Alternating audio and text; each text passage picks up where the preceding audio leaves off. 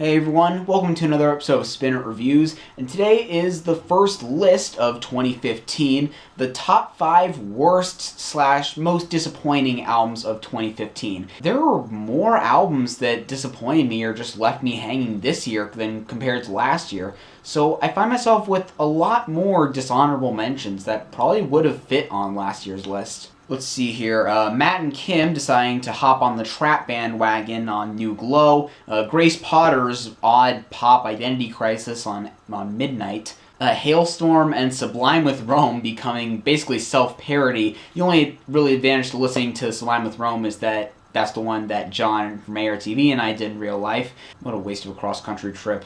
Also some that weren't bad by any means, they were decent I guess, but just kind of left me wanting more, like the new Fall Out Boy, Imagine Dragons, Passion Pit, New Politics.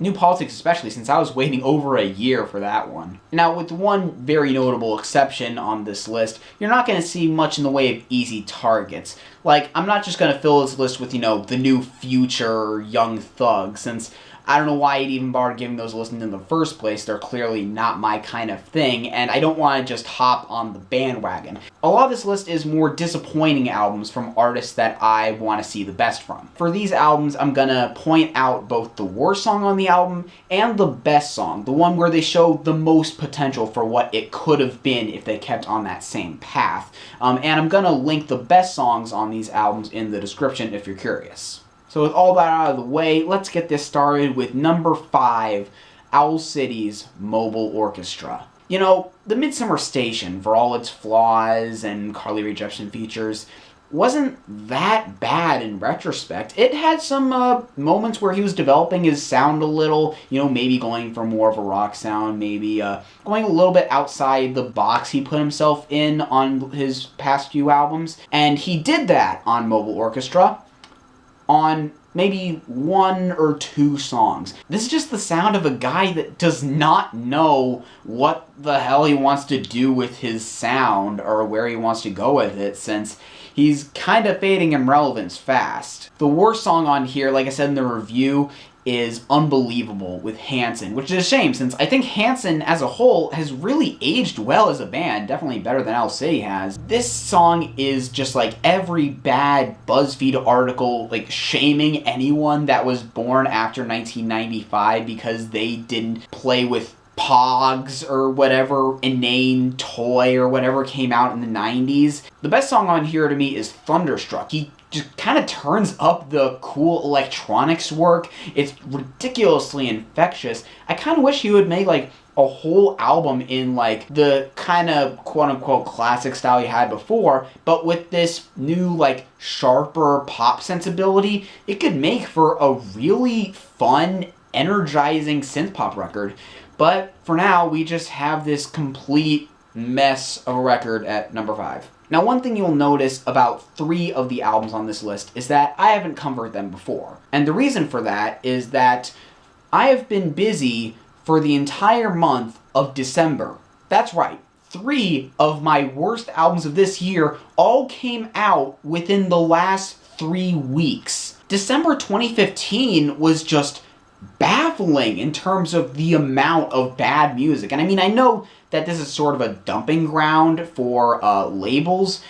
Yeah, I'm an idiot and forgot to record a part for this. So number 4, and the first album that shows the horribleness of December, is Coldplay's A Head Full of Dreams. If Ghost Stories was the sound of a guy going through a messy divorce, thinking his life over, getting all introspective and stuff, then this is the sound of the midlife crisis, where the guy completely overcompensates by getting a fancy new sports car he can't afford, acting almost creepily happy to everyone around him when no one really believes it, getting a 20-something girlfriend that there's no way he's gonna keep for more than 2 weeks. Just say it with me. Coldplay goes disco. In what crazy parallel universe is this in concept going to work?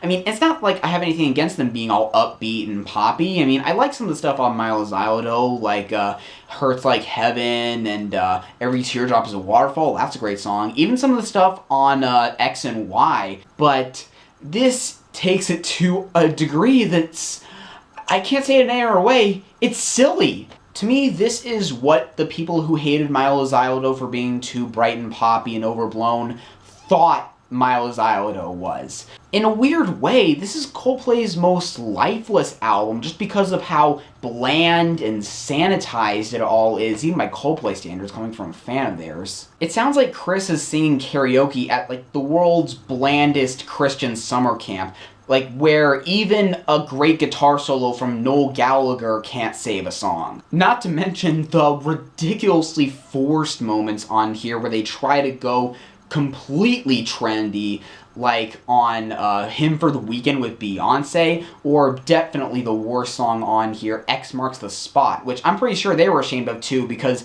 they made it a hidden track when it really didn't need to be. This is like them attempting like a track, like 808 powered like future, like, no! That's all I can say to this song. No! My heart go ba-boom, ba-boom, boom is an actual line in this song.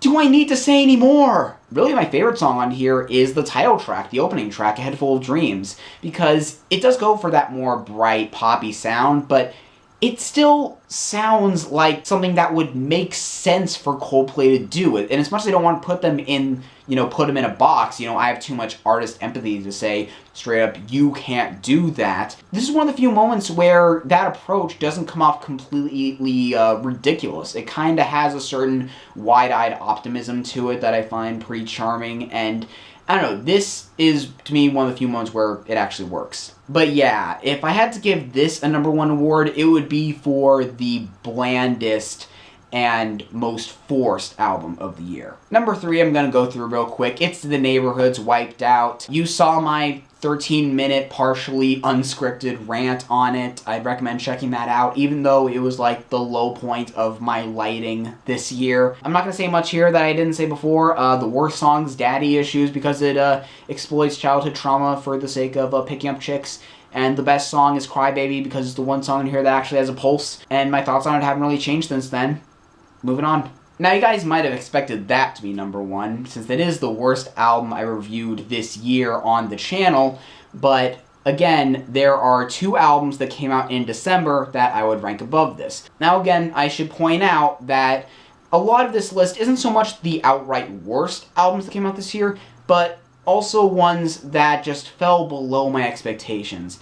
And I can't remember an album that had such a drop-off from the last. More so than my #2 album on this list, Cage the Elephant's Tell Me I'm Pretty. Now, I talked about this album very briefly in Reviews and Haikus, where I made a joke about Dan Auerbach's involvement in this album, but really, Melophobia was my #6 album of 2013. I thought that album was just fantastic, really showed Cage the Elephant coming into their own. And then just like that, 2 years later, they decide to completely suck the life out of their sound with this album.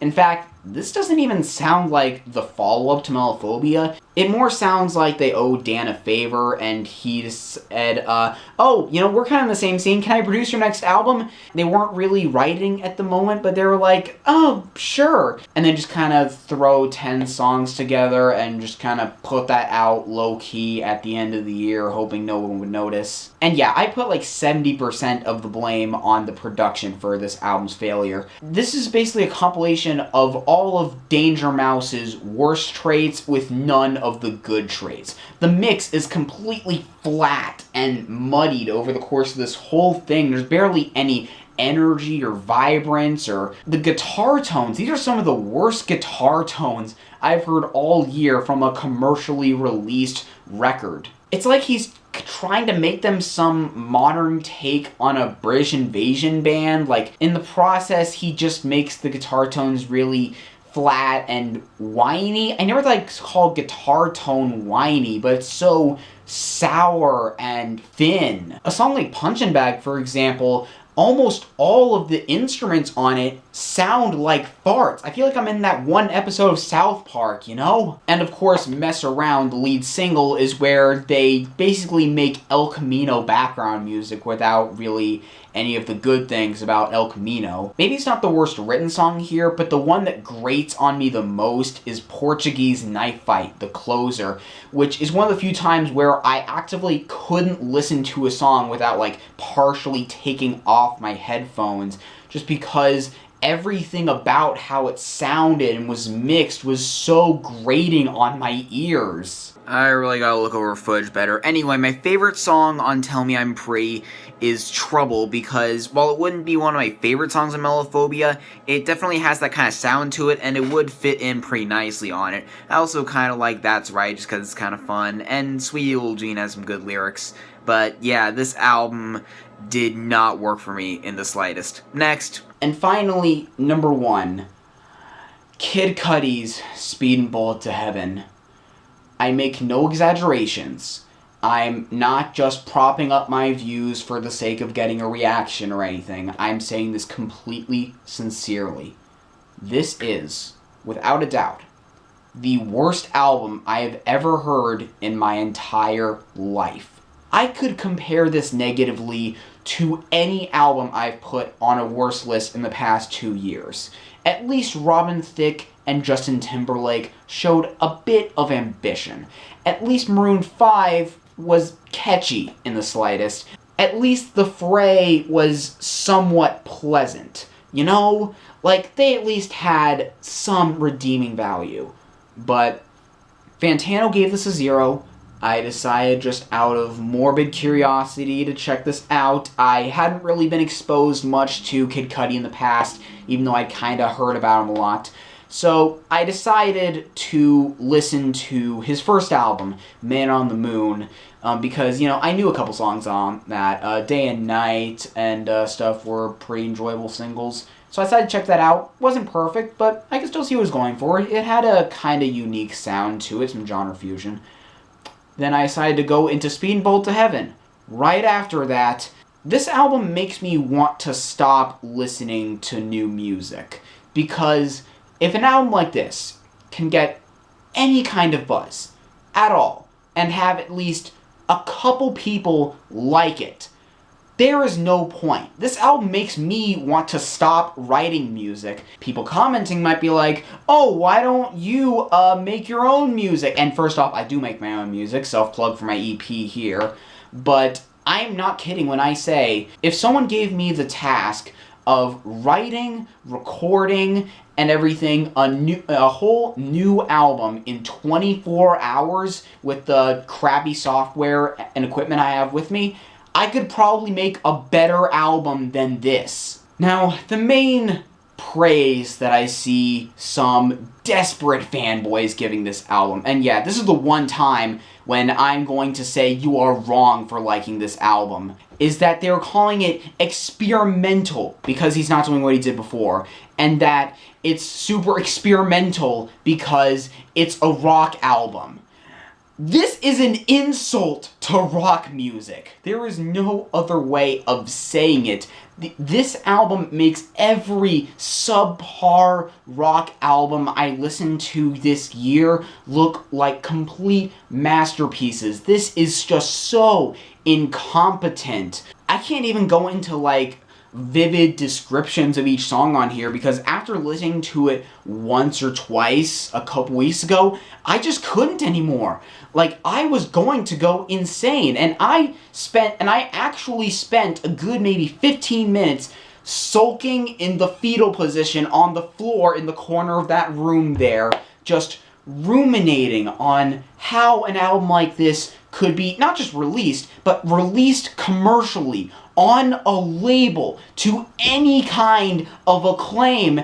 It completely baffles me. And going back to the fan praise that they're so desperately trying to give this, I actually saw comments on songs when I was streaming this on YouTube that this is like Jimi Hendrix because he picked up a guitar and played 2 chords with the most, like, lazy strumming patterns and terrible ear-grating tones. No. If you think this sounds like Jimi Hendrix,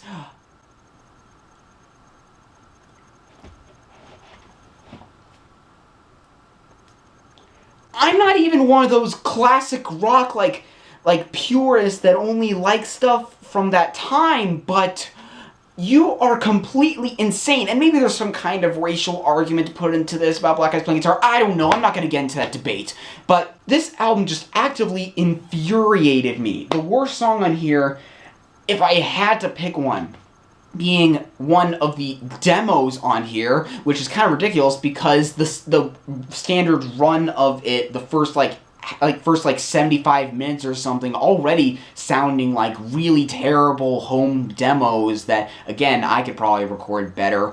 The worst of it being the return of Chip Douglas. Like, that song is actively unsettling, and not even like in an intentional way. This sounds like a guy that's completely off the rails, and the only reason I'm not going to insult him personally is because I'm afraid that if he sees this video and sees, like, what I'm saying about this, not that I'm saying I'm, like, delivering the ultimate review or anything, but if he sees this, then he might go off the deep end, like, just because he's in such an unstable mental state. I'm genuinely concerned for this guy. And not even, like, in a way where he's writing depressive lyrics and giving a really vivid picture of a guy going through troubles.